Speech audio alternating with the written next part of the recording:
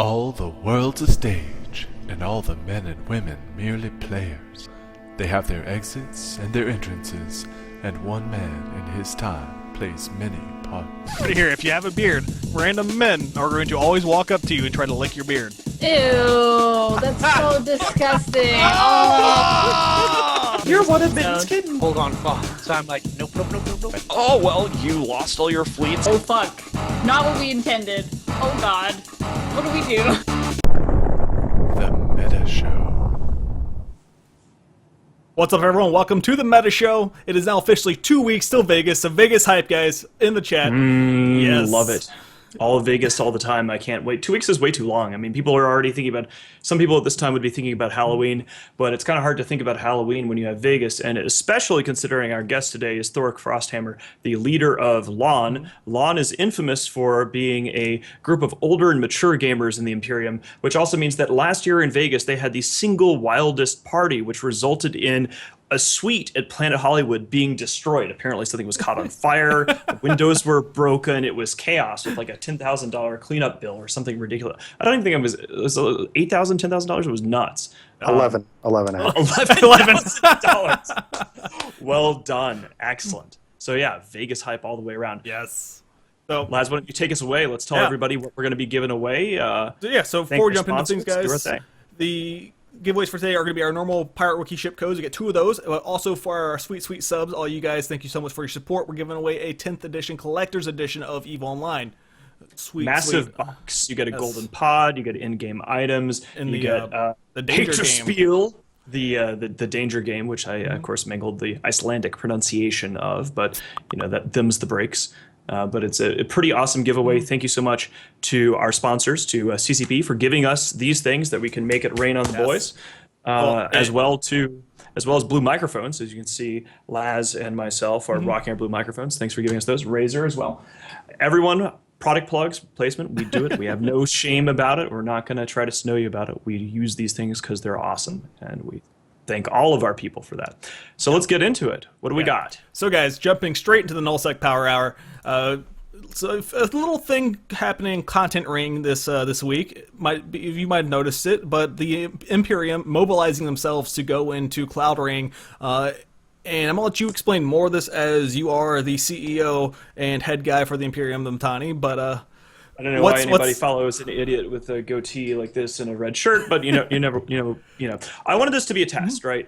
So here's the thing: we like to go to war under Fazisov about once a month. We went to war in Providence a couple months ago, and it was a disaster. And it was intentionally a disaster. We split up the entire Imperium, one alliance to 1 or 2 constellations tops. We had no unified doctrines. We basically went in there head first and made a total dog's breakfast of it. And, you know, that's kind of normal for the start of our wars. But since our wars now, under this new system, can last only 3 or 4 days, we have to sort of accelerate the timelines. So what we ended up doing here, we took the lessons that we learned from Providence, because everybody made different mistakes in each of those constellations.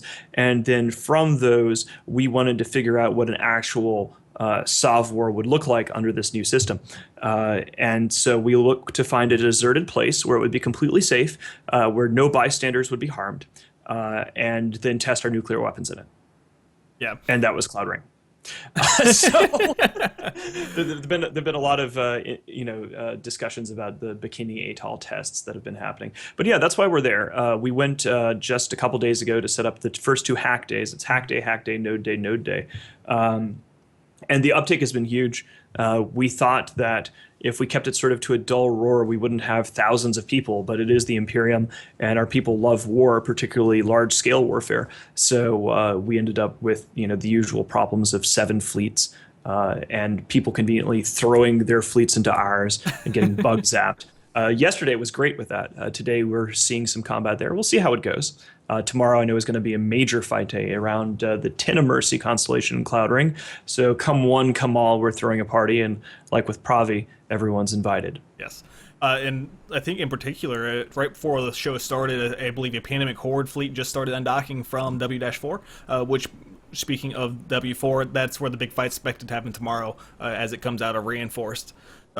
And one of the big things that's different about this war, like you're saying, is we kind of went after the entire region for Providence, but this war we chose a single constellation for day 1, then another constellation for day 2, and just kind of that way we can focus our mass into single constellations. And we had a big issue with not being able to get completely across the region in Providence to save people against other bigger fleets.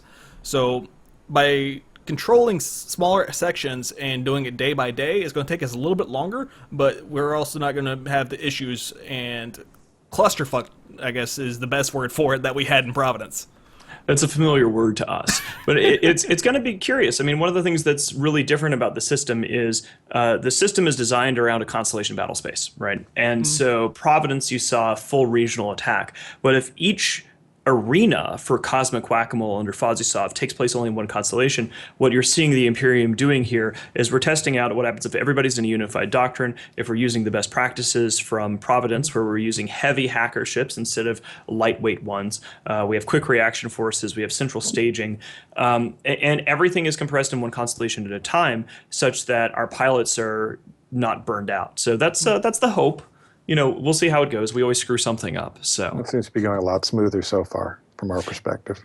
Yeah, probably the biggest hassle in this SOV system is actually coordinating the hackers, right? So, I mean, it was designed, the intention, I think, of the system was to have a whole bunch of nodes spawn and then have magical small gang warfare as everybody scampers around and bring small gangs to these nodes. That doesn't work out in practice at all. And what you end up having is a system where people have hack teams and need to guard those hack teams, and you have forces move around between them. So that's where most of the focus has been, and our recon guys have been doing a really stand-up job with our hackers, having a coordinated system instead of just hoping for the best and praying. Well, you mentioned hackers, and I know in Providence where we had a big issue with our hackers dying, which we were using Sveeples and frigates and stuff to hack things. What's changed this war, the Mittani, when it comes to actually using the Entosis links? Well, I mean, how OPSEC do we want to be? Do we want to sort of spill the beans here? I mean, I guess that's why people come to the show. I mean, okay, they it's for us to. It was kill nails already, so I think that's true. Yeah. Well, we did lose one Onyx yesterday, so we actually, the first day of hacking, we didn't lose any of our heavy hackers. Everybody can read our broadcast as it stands. So what we've done for this is we have teams of hackers working together in specially designed heavy tanked anti-support either heavy interdictors or command ships. And we learned this from executive outcomes during the Providence War. They had the best success of anybody in the Imperium using their heavy hacker setups with either Onyxes or Nighthawks. So we ran that through the ringer with our fitting team. So the way it works now is you have a squad of 3 or 4 guys, depending on how many hackers you have, goes to a node, commences entosising. If light ships come after them, they can either blow them up themselves. Your typical harassers are bombers or interceptors, and we've already had a lot of success with foolish hostiles who think that they can take out a hacking ship, because that's how it's always been before. You have like 6 interceptors going after 2 Onyxes that are fit with rapid light missile launchers, and it's just a slaughter. So the hackers have a great time. They're really tough. And when they're not hacking, of course, then you have a fleet with like 20 or more Hictors in it. So there's just bubbles everywhere, and it's wonderful. I was flying one of the Onyxes the other day, and it was tremendous fun when somebody tried to shadow us through a gate in 25. I was there for that too, yeah. So I actually get my hands dirty on these, I sort of micromanage when we're at war, which is why you can tell that I'm so eagerly running my mouth. When normally speaking, people are harassing our fleets with bombers, but when you have 20 Hictors and they can pop their bubbles up and drop them, we had enough fast stuff. The bombers and interceptors would try to shadow us. The bombers would get bubbled and then decloaked, and away they went. So it was pretty hysterical. I think on the route down there, our fleet, which is what you're talking about with the bubbles, I think we killed 6 or 7 bombers as they were trying to scout behind us. It was nuts. Yeah, and the other thing is that these missile Tengu fleets that we're using, mixed in with the regular heavy missile Tengus are anti-support specific Tengus, which look pretty much identical at first glance. And so there's a lot of not just heavy missiles spewed, but the rapid lights, which are great for anti-support work. So it's good stuff. Turning the tables on bombers who are trying to harass a main fleet, they were clearly surprised, which I like. So good stuff. It's been fun so far. I'm pretty pumped with it. 4 days on and off, like the pacing of these wars. I don't know. How do you think, what was the longest war that you got involved in, Laz? Ooh, longest war. I mean, Probably the most recent longest war would have been the Halloween War, which lasted, what, 4 months? Yeah, I guess it was 4 months. That was a hell of a slog. Yeah, it was exactly 4 months, I think, for Halloween War, from start to finish. And that's a typical long war. I'm trying to think, the Fountain War, how long was that one? Was that 3 months, I think? The Fountain War was... It was 4 if you count grinding Delve. I mean, Delve. Yeah, there was not too much resistance there. I mean, the actual Fountain War is interesting because the Fountain War, of course, you have almost a full year of politics and skullduggery and like negotiations and flashpoints and brinksmanship before you end up with the actual conflict, which broke out in early June. By mid-July, the tide had turned and it was cleanup. So the end of July was the fall of 6 VDT, like July 28th, thereabouts. Yeah. But then there was just this nasty, boring Dominion-style Sov cleanup and Delve after that. Yes. So, I mean, we went from a system where you have to plan multiple months for a war, which is really hell on an FC like myself or Vince or Elise or any of the big named FCs, for them to set aside that amount of block, or even for the people running the campaigns like the Sky Marshals or like the Mittens, all those people. So you went from a system where you have to literally have a second or third job for those months on end to you have a 4-day engagement, which I think is a really, really good change. But they still have some fine things attuned to force people into those fights. Yeah, it's going to be curious. I mean, the timing, and this is the first time, the reason why we're going to be talking about this a lot today is because this is the first time that there has been a look at serious block level coordinated style tactics to deal with the mechanics of Fozzy Sov, as opposed to whenever there's a major military innovation, the first war for that is everybody going, oh, what the hell is all this stuff? We don't know what we're doing. So that was Pravi, right? So here, the pace of this is hack day, right? So if you go constellation by constellation, which not everybody is going to do, but that's how we're trying it this time, is you have a hack day, you have another hack day, because all the timers are 48 hours in Fozzy Sov. So it's hack day, and then node day. This is our first node day in this campaign. And this is interesting because the nodes are far more complicated than the hack days. On a hack day, you can, depending upon the ADMs, you could get a hack day op done in an hour and a half. We were a little bit slower than that because of tie-dye and blah, blah, blah, but, whatever. Node days are, just everybody scrambling for 10 or more nodes from each item within that constellation that's been reinforced as they come out of reinforced. It's more chaotic the tighter the ADMs. So this is actually one of the challenges that we've faced when we were in Providence. Right. So people might not realize this. This is like a Sov primer episode of the Meta Show. I'm sorry, guys. Actually, I'm not sorry. You all need to know this. Sorry, not sorry. Sorry, not sorry. Love it. Not joking. Just a statement. So when you have a tight ADM, right, ADM 5, ADM 6, when things came out of reinforced, we actually found this out from, I believe it was CCP Master Plan on one of the earlier episodes of the Meta Show, explained this in detail to us. When you have a tight ADM, your challenge times spawn within that very vulnerability window. So when you hit a system as an attacker that has a very low ADM wide vulnerability window, it only takes 10 minutes to hack, but the challenge for the node spawning will begin anywhere within that swath, right? So if you look at the map of Cloud Ring today, you'll see in the Yeartron constellation, which is where we are, you can have challenges that are spaced out hour by hour by hour. In Providence, though, everything came out all at once within like a 2-hour spread. And there's just nodes everywhere, and oh my God. So yeah, that was the whole thing. Yeah. After a day of Providence Sov, you kind of logged out of Eve and walked away, hoping you could never look at your computer for the rest of the year. I mean, it was pretty bad. It was my head hurt after Providence.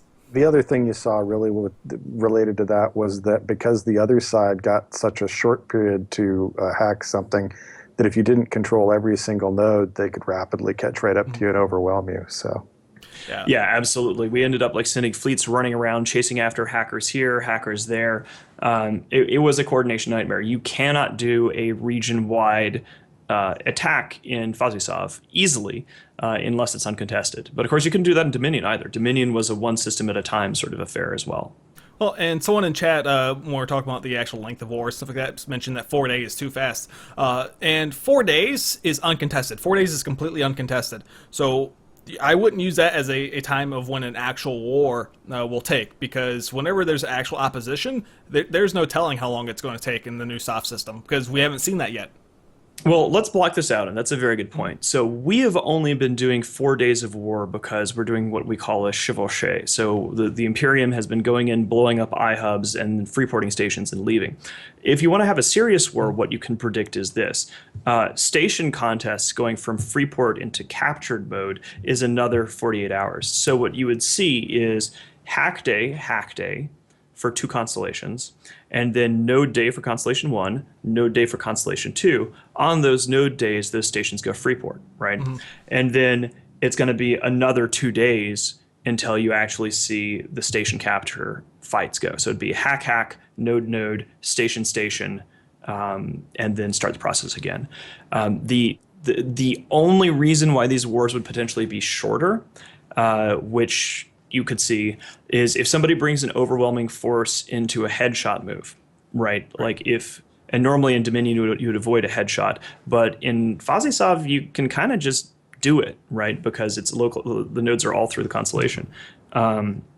Is going into somebody's staging system, like in Providence, you would pick their main constellation and you just crush that first, and then after that usually everybody's stuff is trapped, and you can do a hell camp in this for only a few days, right? I mean, there's no real way to stop that under the system. If you get somebody's stager and lock it down, hold on top of them through the freeport, and then all of their stuff is locked forever, which we should totally try to do now that I just thought of that. Huh.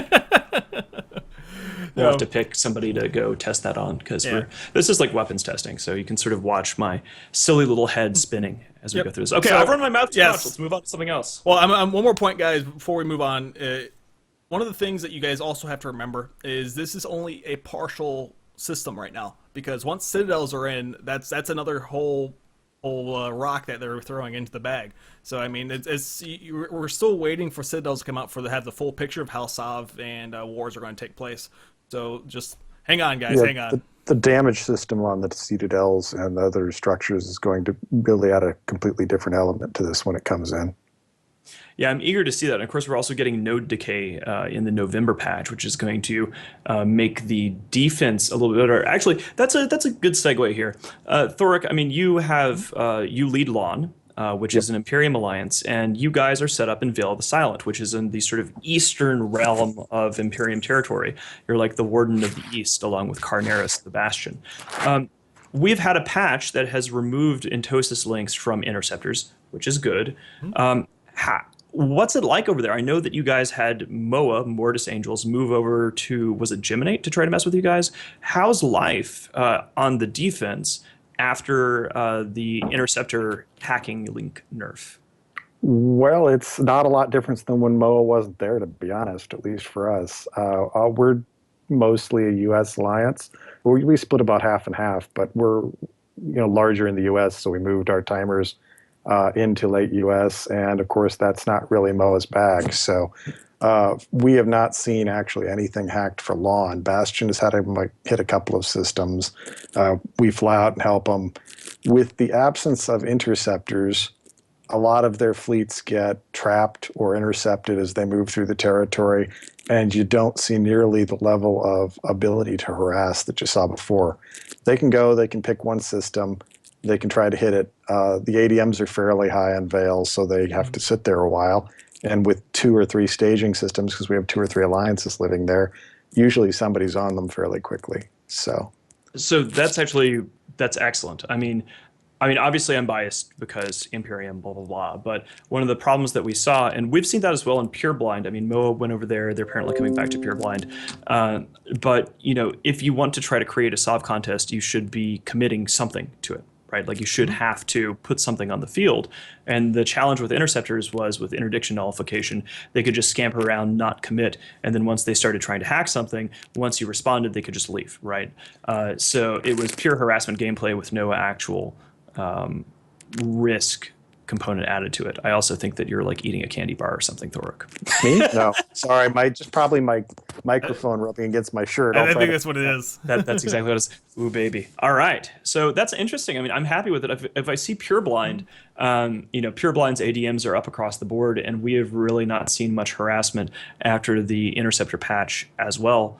I think we're moving towards Sov-War being actual Sov-War rather than just bullshit, which is the way that was under Dominion. Like, Sov-War was a serious commitment that involved SBUs and effort from both sides, not just one. Yeah, we're seeing bigger fleets. I mean, not, it's MOA, so you're not seeing big fleets, but you're seeing fleets as opposed to 50 interceptors hitting different targets. So, well, we got to see even NC was trying to do some interceptor-based harassment right before the nerf in Pureblind, with some Cinnaball fleets turned up and got dunked, and that was basically that. But interesting. I mean, I think it's, the number of people we're seeing in the fleets today show that I think the interest level in Sov-War and EVE is still there. The system is improving. People aren't having to do cleanup fleets over crap, right? Like, if somebody intoses you now have a reasonable expectation that you're going to get a kill mail at the end of your efforts. So I don't know. I mean, if your line members are happy, our line members seem to be happy. I think that things are on the up and up. Oh, and like Dirk just said in chat, you wouldn't be having these mic problems, Thoric, if you would have had a Blue Yeti. Wouldn't have to worry about at your mic. Absolutely true. I normally have a Yeti, but because of where I'm set up today, I don't actually have it today. So I'll plug the Yeti too. I have I'll raise mine up a little bit. No, it's actually interesting because so many people just have these already because they are these apparently came originally from the music and recording industry, and they're moving into the gaming space. But that's why all the streamers use them. All of our guys love it, and we're very happy that Blue Yeti gave us a bunch of mics to make it rain on our streamers. So thank you guys. So quick shout out to Red Chief 00, 11 months in a row with the sub. Make sure we get some beard licks in chat for that much support. Thank you so much, man. Excellent. Then, so I guess G Club issues. What's going on with G Club? Oh my. Well, G Club, this is sort of a case of yellow journalism, right? So News24 posted a crap headline saying that G Club is disbanding, which is not true. It's one of those things. There's a law in, how there's like Sayer's Law and Hanlon's Razor and Occam's Razor. One of the things is if you ever see a headline on a piece of news or journalism anywhere that ends with a question mark, the answer is always no, right? So in this case, that wasn't what happened. They're just saying that G Club is disbanding. G Club had 3 regions of space that they couldn't handle. Another sub, thank you, Ablock. And they gave up. They're saying that they're downsizing basically to fit what they can actually hold, which is sensible and it's what everybody else has been doing for some time now. So G Club is not disbanding, but people are adapting to the FozzySoft system, and that's perfectly fine. Actually, one other thing, while we're seeing all the Hypno Kittens spin up here as people are subbing, I want to remind people that we do actually have a donate button. Lion X has obeyed. Thank you, or Lion9. That's 8 months for Lion and 11 for Avalock. So lots of old timers. So you can donate to us now, and when you donate to anybody on TheMittani.com, it goes to that streamer's wallet. In this case, you can donate to the Meta Show, and you get to see a bee fall off the chair. It does not actually go to me, and whatever you put in the donation window, Laz will read out live on stream, which is always kind of hilarious, as long as it's not horrible, awful, and would get us all banned. So there's a plug there before we get into G Club stuff. What do you think, Thoric? How is, what's your view from a CSM perspective of the adaptation or the lack thereof of Dominion-style alliances moving into FozzySoft? Well, it's interesting that Gentlemen's Club is picking a plan that is something that we had all talked about back when initially everybody had heard the plans for FozzySoft, and we were considering how much space we really wanted to hold, and we were looking, we were living in Fountain at the time, and, plan B was let's move into Fountain Core and hold a few core, things right around it. So it's interesting that they're picking a plan that I've seen before in the distant past and that we considered sort of threw away. But I've seen a lot of alliances just utterly fail to adapt at all. I mean, BL was a sort of a perfect case of that. Mm-hmm. They went in there sort of continuing to play like it was Dominion, and they sort of fell apart. There's been, I think some of our neighbors over there in Gemnet are probably overextended a little bit, to be honest. Yeah. And, the people don't realize how small the space is that you can legitimately control with even a couple thousand people these days, and they have to be fairly active. One of the things that's very strange to me, and also we're getting a ton of new subs all of a sudden. Thank you guys so much. I'm really impressed to see the sub hype going on. Yes. Everybody is obeying HypnoKitten. One of the things in terms of adaptation, here's a not so subtle segue, is a lot of these alliances in the East that are having to give up space or complaining the most about it used to be rental empires. And one of the things that's weird to me about this is, the path for setting up rental in Fozisov. We already did it, right? Like there is Section 8. You can look. We actually have some awesome art. If you take a look at my Twitter feed, you can find these infographics for the Imperium rental program, and you can contact us and find that. It's also in the sell and want ads, the market section of the subforum on Eve. So you can do almost everything that you could do in Dominion. You can rent, you can live in your space, you can have mostly a moon empire. You just can't hold tons and tons of space. And people are basically saying, like the discourse we're seeing through our agents is, oh my God, we can't adapt. This is awful. We blame CCP. You can't have a big alliance and hold space. And we're like, what is this crap, right? Like the Imperium is massive. We have more people than anybody, and we're doing just fine. And the adaptation is the fun, right? Like testing new tactics, trying new things. So the whole I just think there's a lot of excuse making all the way around, because now that the hacking balance has been brought to the fore, our line members seem happy. Yeah, I think it's a big improvement, and it's one of the things that I and other CSM members were pushing a lot, which was, look, these fights need to be fights. They need to not be chasing people around like, it needs to not be Floyd Mayweather Jr. It needs to be Mike Tyson. Wow. Shots fired. I think this is an improvement on that. That's actually that's a really good one. I mean, the challenge has always been that, and this sort of segues into the focus group discussion, which we need to have, is that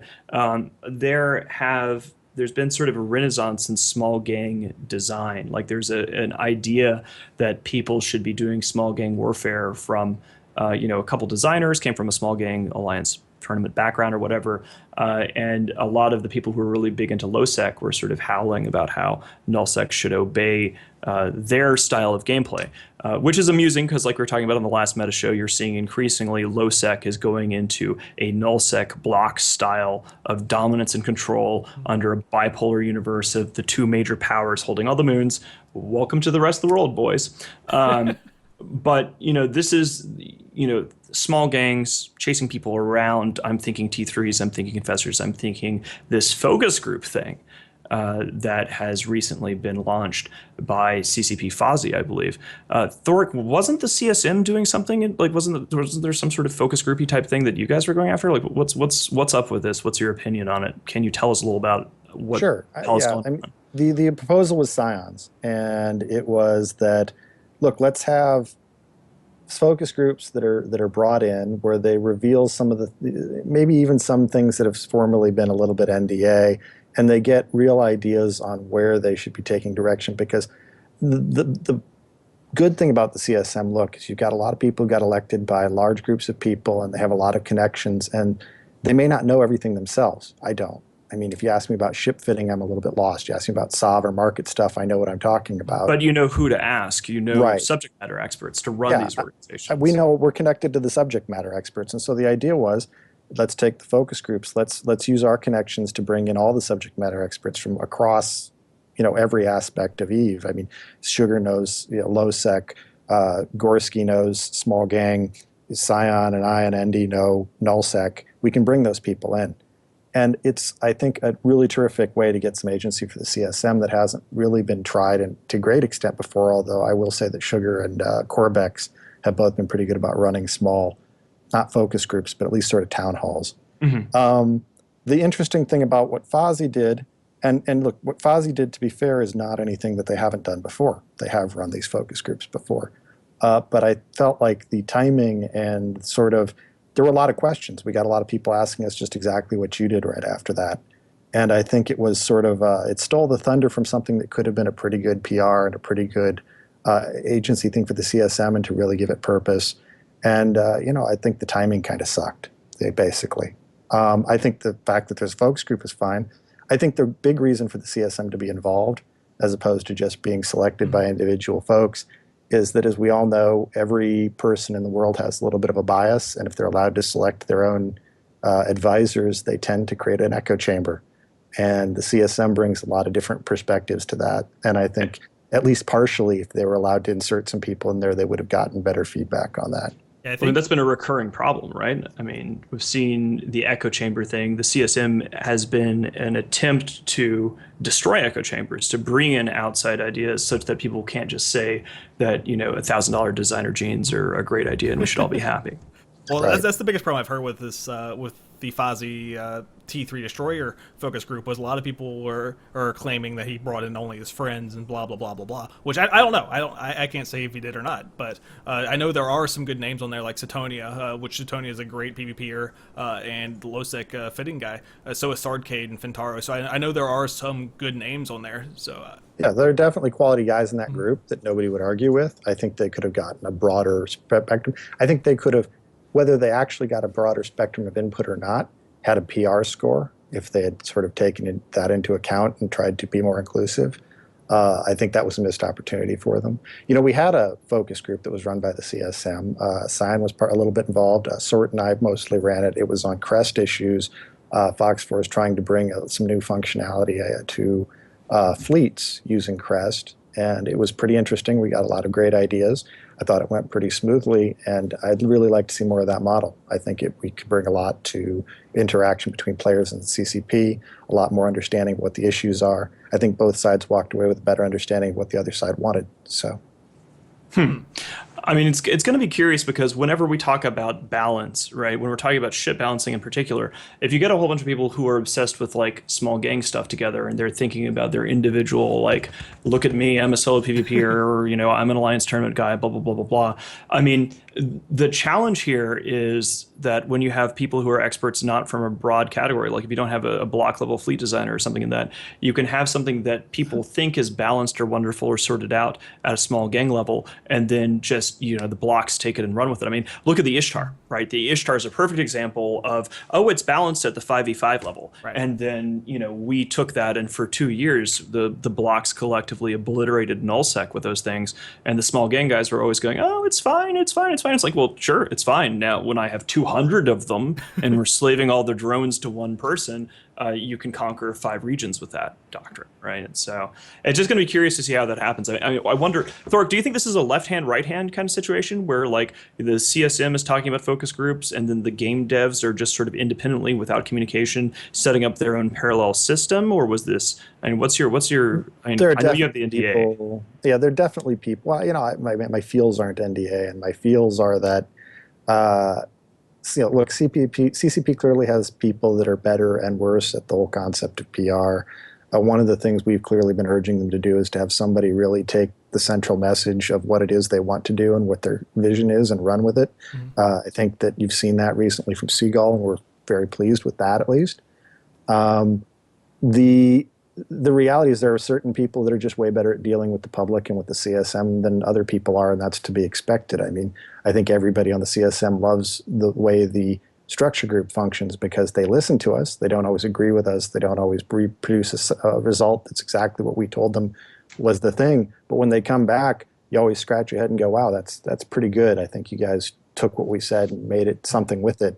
There are others who tend to challenge the entire idea that we're even useful, and obviously that creates conflict. So as with any large group of people, there's a wide variety of opinion and ability to deal with PR and people, and I think that's what you see in sometimes. So one of the things that I want to get across here, and this is something that came up when we first saw the CSM Minute leaks. Well, they weren't leaks. We have an entire segment here about talking about CSM leaks that we're going to be going into here. So Freudian slip. The publication of the CSM Minutes, the summit this time around, great job. We got minutes out very rapidly. On the very first day of the very first session of the most recent CSM Summit, you got to see Scion pointing out for the record, officially making sure it got in those minutes, that the purpose of the CSM is to avoid an echo chamber situation, to avoid another Incarna, to avoid another Fozzie drama. And Scion's point was, if you look back at the records of what the CSM provided in terms of feedback to CCP, they were exactly correct in predicting the response from the player base to the release of Aegis. right? And so when we're talking about echo chambers and things like this and PR and persuasion, it's curious to me because when you are in a world of reality, right, when facts have taken place, when there are records that have been kept about predictions that can be verified, you're no longer in the realm of prediction. You're no longer in the realm of speculation, right? The CSM has proven through the Ishtar discussion, through the Fazisov, prediction, all of it, that it was on point months in advance with the feedback, accurate feedback about how the player base would react to things. So, at which point, Thoric, do you think that is there coming to be a time where people will simply acknowledge the facts and stop talking about speculation as to whether the CSM can be a valuable vehicle? I mean, it's in the minutes and it's in the records of all your discussions with these guys. I mean, what more do you have to prove? Well, you would think that. I mean, I think we've been right on the reaction of the player base, at least. I mean, on virtually every issue down the line. It never comes as a surprise to us when people say what they say, and when the other, those who oppose that say what they have to say. We've usually quoted that verbatim to people before it ever happened. We've been doing this for 10 or 12 years in some cases, and we sort of know our population. Just and you'd think, you'd think that would stick into some of their heads, and to some it has. Some really understand that, as I said. I think there's a big spread of who gets that, and who doesn't, who tries to make use of it, and who doesn't. And you can see the difference, frankly, in their output. I think we can all sort of look at the output of various teams and what comes out of them, and we can see people who are really listening, and I think everybody can make that judgment for themselves, and you can see who isn't. Yeah. And I think that's pretty straightforward. We had CCP Nullarbor on a few weeks ago, and ever since that episode and all of the stuff he's put out since then, we every single time we get on the subject, we make sure to just really give his team accolades because they are the shining example at CCP, like you said, of what they should be doing. He's been very public about what they're working on, asking for ideas and going with them. And if we could just get every single team like that, I think the player base and the CSM, I'm sure, would be happy. I think what you said about the public bit is the most important part, because there is so much that doesn't need to be under the NDA and is made pointless by being under the NDA, and you're missing public comment by having it under the NDA. Certainly there are things like build costs and things that would result in in-game speculation that ought to be covered by that or ought not to be shared at all. But I think when you're talking about just general details of game systems that you're working on, the way they're doing it, to me, is the golden standard. So one of the things that is curious to me, so I'm obviously been a big CSM watcher, been on the CSM, done a few things with it over the years, is this CSM in particular has more, and this might seem insulting to past CSMs, and if it hurts your feelings, I'm sorry. Actually, I'm not. That's a lie. Is there are more adults in the room on the CSM than there has ever been before. When I say adults, I mean people who are mature, people who have careers, people who are older, people who are not too wrapped around the axle about EVE Online, right? Like they're, people who have business experience. You have lawyers, you have police officers, you have entrepreneurs who are able to speak to CCP and provide adult commentary from a balanced and non-reactive perspective. So the resource there from this CSM is particularly good in terms of who is at the table. And I think that the proven record of the CSM to provide accurate feedback as to how the player base will react is something that really needs to be focused on. I mean, it is that is necessary. Now, Andy CCP Seagull has always seemed to be very up on the CSM as a whole. She's been taking the lead recently. Been very happy to see that all the way around. So hopefully we'll see progress with this focus group nonsense, but then there is the whole leak thing too. So well, and before we jump into that, quick shout out to Alco Bob and Everclash, 2 new subs from today, guys. Thank you so much for your support. Now leaks, it's been kind of a big topic this week. It's been a huge topic actually. Yeah, Thoric, why don't you take us through this? What is the situation with the alleged leaks from the CSM regarding the capital changes?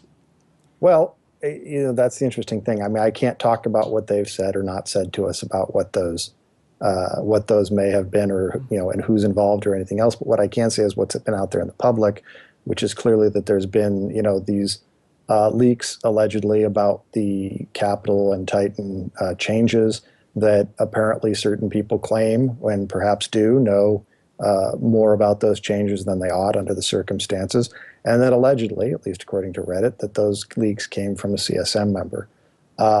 I've heard countervailing stories that those leaks actually came substantially from other sources, including the usual developer-backed channels and, frankly, folks showing up at public events and perhaps imbibing a bit much. I've got that from fairly reliable sources. So who leaked it, why, how, I can't get into that. I certainly can't get into what CCP has told us about it. But I will say that, to my mind, it comes back to two details. One is this idea that, okay, what's part of this NDA thing is what should be NDA and what shouldn't, and what should we be seeing more in public of, and how big a deal is that anyway? There's obviously certain things that if they're leaked make a big difference. Right. And the second issue is, what is the bigger source of leaks over the course of EVE Online's existence? Is it in fact these sort of back channels between longtime players and developers, or is it the CSM? And while there have certainly been some very public CSM leaks, my argument would be to you that the substantial volume of leaks over the years has not come from that source. And if they're going to plug one, that they better plug the other. You can't just blame it on the CSM and cut us out. Okay, so that's really dumb. Okay, not what you just said, but the supposition behind it. What I'm curious about here, in the discussion of anything in the past involving CSM leaks, and they have happened historically going back from the start, it's never been a discussion about the CSM as a whole. The individual who was responsible was caught, removed from the CSM, isolated in cases where they couldn't entirely, they knew who it was, but they couldn't have something that, there's no court of law on this stuff, right? I mean, Thoric and I are both lawyers. We know how this rolls. They're in Iceland. They can basically say, we think you broke the NDA. We know you leaked it. Everybody has said it. We don't trust you. Off you go. Or at the very least, we're isolating you from the rest of the CSM. And we had a situation like that internally within CSM 6, not with CCP, but we knew from CSM 6 that somebody on the CSM was leaking, and we just cut off all contact from the guy. We kicked him out of our Skype channel. We had nothing to do with him anymore.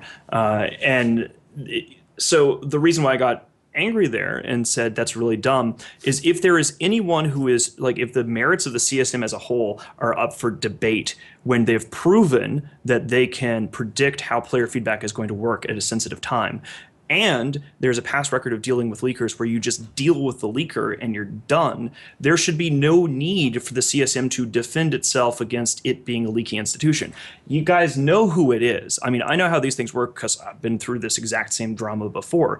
You just isolate and purge the guy and move on. It doesn't have to be a debate about the value of the CSM.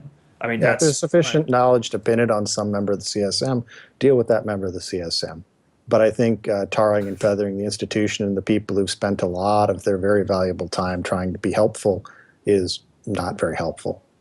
Yeah, and people should be saying after after what happened with the CSM feedback that was then recorded in the minutes, in the aftermath of all this FuzzySoft stuff, people should be rallying to the CSM and holding you up in the streets as, look, these guys called it. They provided the feedback. It was not acted on. Then we had all this unnecessary stuff. Please listen to these guys. There shouldn't be a debate about, the CSM being good or bad because of the actions of, there's usually one leaker on every CSM. You get rid of them, done.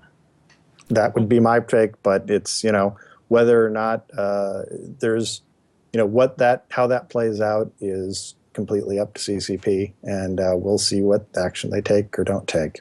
Well, it doesn't have to be entirely up to CCP. I mean, if you guys have control of your own, so I don't know how it works with this CSM. We on CSM 6 had our own internal chat channel where we would talk to each other, and you just pick whoever's in charge of it, and you take the leaker and you just remove them from it. There's nothing that forces people to talk to each other internally to the CSM. They can communicate to CCP. Absolutely, we can take we can take those actions, and to the extent that it's appropriate, we may already have done so. Good, but the reality is that in terms of CCP's relationship with the CSM and what they choose to talk to us about, or whether they choose to talk to us at all, or whether they take us into account, and what excuses they use for reaching those conclusions, that's really up to them, is I guess the point that I make. And of course. I think at some point they need to realize that there's a lot of people trying to help, and that if there's somebody to blame, they should blame that person and not an entire institution. And they definitely shouldn't neuter what could be a very useful institution, but currently, as structured until recently, has not been as helpful as it could be. Well, and also on the other hand, as you put it earlier, there's a lot of information that CSM gets, and that the CCP rather, keeps NDA'd that could actually be made public, and there would be no need to leak information if a lot of that stuff was public. I mean, there's certain things that they should keep quiet, but most that, like you said, the player base should know.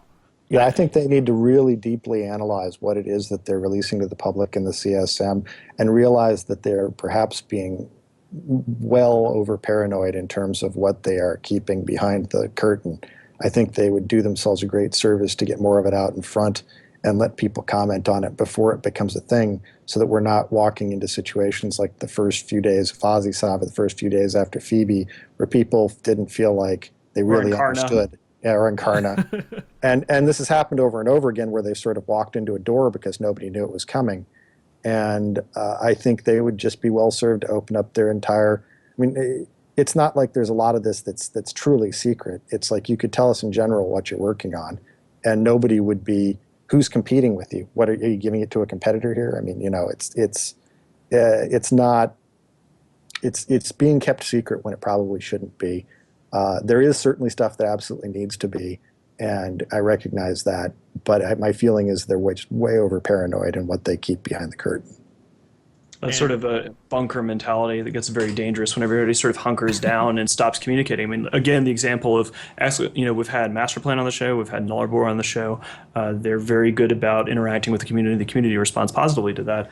Somebody in chat here actually is pointing out, who was it? He was saying, Happy Idiot Talk says that from a software dev's point of view, sometimes I too feel like parting the stakeholders with their stake by driving it through their hearts. And that's entirely understandable. This is the reason why I brought up the adults in the room thing, is that past CSMs have had a couple of people who are really obsessed with, oh my God, like EVE Online, and I get to tell you how to make your game. And those guys get tuned out, right, almost instantly. But this CSM in particular has more adults in the room than any CSM that I've seen before. So you have a bunch of reasonable, mature people with careers, lives, kids, families, in their late 30s and early 40s, who are not like that. So there's less of a, oh my God, stakeholder making unrealistic asks thing. I mean, I don't know, but usually the older people on the CSM provide more sensible, mature feedback. I mean, we've had our share of derp, but I would say that we've had a lot of good input as well. So, it's when you look at the things we've suggested, a lot of them have ended up being what's implemented after a couple of iterations because it turned out we were right in the first place. I think that's a pretty good track record. So. Absolutely. Well, we'll keep on keeping on. I mean, we want to, keep at it, right? Fight the good fight. You got to sometimes there will be an Incarna. Sometimes, the biggest thing that we found on CSM6 was one way to make sure that word gets out to the player base, that the feedback is being provided, and that it is sensible and mature, is being visible in the media, in the gaming press and shows like this, talking to people, saying, look, this is happening. Here are our needs. Here where our needs are not being met. Here is what we want to advocate for your position. And if it's not in the public spotlight, it can get ignored. So you're doing a really good thing by turning up here today and talking about this, just by raising the profile of these issues that some people were seeing in chat had no idea about this leaks controversy and that it was a threat to CSM feedback being listened to. Yeah. Well, and guys, we're getting down to the last 10 minutes of the show, so go ahead and start spamming chat. That way we can do our giveaways. Like I said, we are giving away 2 Pirate Rookie Ship codes and a 10th edition EVE Online package for you guys. So make sure you type in chat, follow the channel. If you aren't following the channel, you cannot win. And big shout out again to our sponsors, Blue Microphones. You can see myself in the Mittani screen, the large silver bullets there. Indeed. Oh, yeah. Skeptic Nerd Guide, thanks for the resub. And also, guys, kind of off topic for you, Thoric, and I know you can't really go into detail, but how do you feel thus far with the capital changes that you've seen? Just on general feels? Yeah, just feels. Yeah, I think my feels was that the team that's working on that seems to have a real concept in mind. It seems like it could be pretty cool, and that It doesn't solve one of the essential issues, which is, okay, so why do you use them in the first place, perhaps? But then they're working on that as well when you see these damage thing with the Citadels. And there's probably some other stuff coming down the pike they haven't told us about that may help with that. But if they can solve that basic problem of, okay, so why do I want to put a big expensive ship on the field, which I think they partially have with the damage thing on the Citadels, I think these changes that they're talking about could be really neat. Excellent. Also, we're getting a wave of subs. Thank you guys so much. Again, for the 10th anniversary collector's edition of EVE Online, it is a physical good provided to us by CCP. That is going to subscribers to the channel only. So if you want to get a fancy golden pod and a Rifter USB hub, make sure that you have subscribed. As well, shameless plug hour. It's not really an hour. It's just a few minutes. You can donate to the channel and make a funny cat gift play of a cat in a bee suit falling off a couch. We will read out whatever you say. But yeah, we're going to do these giveaways. It's just been interesting. So somebody in chat was saying, like, in terms of adults in the room, is that really still going to count when you have a Zenuria added to the CSM, hypothetically? We're still a few away from Zenuria, I think. There's always a few people who are idiots on every CSM. Every time you have any kind of elected system, there's going to be a couple of howlers or people who just have bad feedback. Those guys get ignored. The question is, how many people do you have that are worth listening to on the CSM? And when I say adults in the room, I'm not saying that all of them are adults, all of them have sensible ideas, but proportionally speaking, anytime you have a focus group, you find the people who are worth listening to. You listen to those guys, and you just expect that there's going to be howlers. I mean, if you didn't expect that, I mean, look at any kind of elected government anywhere. There's always a proportion of about 10 to 15% of every elected body is just howlers in the real world and in space. And Eve and the Vault in 1999, I believe, was. Thank you guys so much for the subs and support.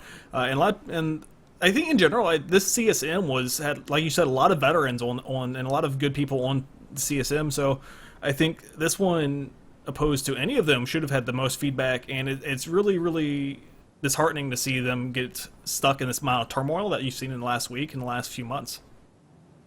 So, Thoric, and I know you mentioned that the biggest problem with the capital changes is that why put them on the field? And I got to say, that's the biggest issue with anything right now. Is in the last 3 days we've been in Cloud Ring reinforcing stuff, and a lot of the times we're spending an hour reinforcing these ADM6 systems and just want to pull our hair out of boredom because there's nothing to contest us, and we're still sitting here an hour on an ADM6 system. Well, you know, if we had dust, this is a total segue off of something that we had on our little talking points. I want to remind everybody that Dust 514 exists. I know you might have forgotten, but Dust 514 exists, and the Dusties have actually launched a campaign to get Dust revived and ported to the PC. So sitting there in a high ADM6 system, you could still behave in New Eden and do things if we had Dust on the PC, because we could go like, okay, well, we're sitting here, we have the Constellation on lockdown, we're going to grind through an ADM6 system because we're evil people and we want to blow up this iHub, and we've committed to the SOV attack, which is fine. I don't mind an ADM6 because SOV is supposed to be serious, right? But, you know, if it would be a wonderful way to sort of bring that around, if you had instant action gameplay within the universe of New Eden, we could all go, okay, guys, we're going to hang here at the tower, and on our other windows within the fleet, you could have everybody pop up their Dust alts and run around and wreak havoc. So that's something I did want to bring up and acknowledge the fact that the Dust community sort of broadcasted for reps and said, hey guys, we still exist, we still want to do things. And if that did get ported, might be really entertaining. Yeah, I mean, I think one of the basic problems with the system, as you say, though, Laz, is at the far ends of the system, which is to say they're solving one end with node decay, which is that, you know, if nobody contested after reinforcing your stuff, why should it just sit there staying reinforced? And on the other end with the ADM systems, you get the problem of, well, they put the effort into making an ADM6 system, so they ought to get some benefit for that. But maybe that benefit, you know, and I don't know the answer to this, it would take a lot of iterations to get it just right. I think it's not their fault that they are where they are on this right now, although I'd love to see some iteration on it. Maybe if nobody's there defending that ADM6 might not matter as much because, okay, you've put in the effort, but then when it came to somebody actually attacking, you just hid. And if we're could have trying to a eliminate weaponized scale- boredom, then you got to do something. So Yeah, I mean, you could potentially, I don't know code-wise how hard it would be, but you could see the number. I mean, since it's a constellation battle space, the way that you could detect whether it's an undefended system, it's keyed. The hacking is keyed to the members of an alliance, right? So you could essentially have a thing within the constellation. If there are no players or beyond a certain threshold, if there's no hostiles or less than 15 people even turning up in that constellation from the defending alliance, maybe it scales the ADM. Right. this is another thing that's going to change a lot with structures too, because when you're talking about armed structures where they just have to have one gunner in there and they can really put some blood price on you for coming in and attacking it, I think there's a lot of opportunities there once they've switched into that system. Yeah, I mean, I think somebody in chat is saying have the Dust players storm citadels to capture them, things like that. I mean, the fact is that we wouldn't necessarily mind grinding through an ADM6 system as it stands, right? If we had, and I think that people would like to stay within the EVE universe, you have all these people grouped together in a fleet already, sitting in Mumble, chatting to one another, having a way that we could just boot up, a PC version of Dust and run around together and kill people. Apparently, the Dust game has been updated quite actively by CCP Ritaki in Shanghai, and the player base, it's getting to be a far better game. It's just getting ignored because it's on the PS3. People don't talk about it. So I wanted to give you guys a plug. Let's give away some stuff now, lads. Yes. Now that let's make it rain on the boys. Let's do All it. right, so doing the first roll, guys. First roll is going to be a not follower. RIP. RIP. Gotta Yes. follow. You don't follow, we don't love you back. You don't love us. That's the way the world works. And Hibiki just went off. KDMJ2, thank you so much for the subscription. And the first winner for the Pirate Rookie Ship code, which you need to message this channel with your win after you win, it's Marius Vold. Marius Vold. You've won. You've won the first code. Congratulations. Congratulations, dude. And the next code is going to be Mezriel. Mezriel, the second code. And instead of putting it on sub mode, I'm just going to keep rolling until we hit our subscriber for the 10th anniversary. Hold up. What? You have to sub. You have to sub for this if you want to get it. You actually have to be a subscriber if you want to get the 10th anniversary thing. So we have about 3 minutes left, 2 minutes left. So let's go ahead. Last chance to sub to get a chance to win the 10th anniversary edition of EVE Online with a USB Rifter port, the Danger game, also a special mystery code and free stuff for EVE and a golden pod. So speak now, forever hold your peace. You got to sub and type in chat. And thank you so much to CCP for providing us with all this cool stuff to, like I say, make it rain on the community. We really do appreciate it. So let's do it. They've had their opportunity. Yes. Let's roll it. Rolling. Skeptic Nerd Guy has won 10th anniversary edition of EVE Online. Thanks CCP for the codes and the 10th anniversary edition to give to us to give away. And like I said, another shout out to Blue Microphones, our other sponsor for the show. Thank you guys so much for the items and making it rain for our boys. Absolutely. And Skeptic Nerd Guy, make sure that you mail the channel with not the chat window, but with your actual address and physical information so we can ship the sucker to you so you can enjoy your new golden pod and all that fun stuff. And as always, guys, next up, always rigged. all rigged all the time. We do have a special guest on the Undead Zone today, actually. I believe that Steve George is going to be joining us in the patio. We have a streaming marathon to hype for EVE Vegas, which is a wonderful excuse for us to throw a party. H1Z1 has a new test server patch, and they're fixing a whole bunch of stuff in survival mode, which is quite interesting. So we're going to be hearing about that. That'll be up next, and then later on, I think we've got the boat show today. And after that, Laz, why don't you walk us off? Play him out, Cat. Yes. So after that, guys, so we do have a stream all the way till 11 PST. So make sure you tune in for that. We're giving away a blue microphone later in the day as well. So lots of EVE Online today. So today's marathon giveaways and streams are going to be EVE Online based. So make sure you stay tuned for that. And then with that, we're going to play our intro again as our outro because awesome. Best way to do because it. We're meta like that. We play intros for outros. We're just that cool. Thanks again, Thoric, for tuning in with us. No problem. All the world's a stage, and all the men and women merely players. They have their exits and their entrances, and one man in his time plays many parts. Right here, if you have a beard, random men are going to always walk up to you and try to lick your beard. Ew, that's so disgusting. Oh.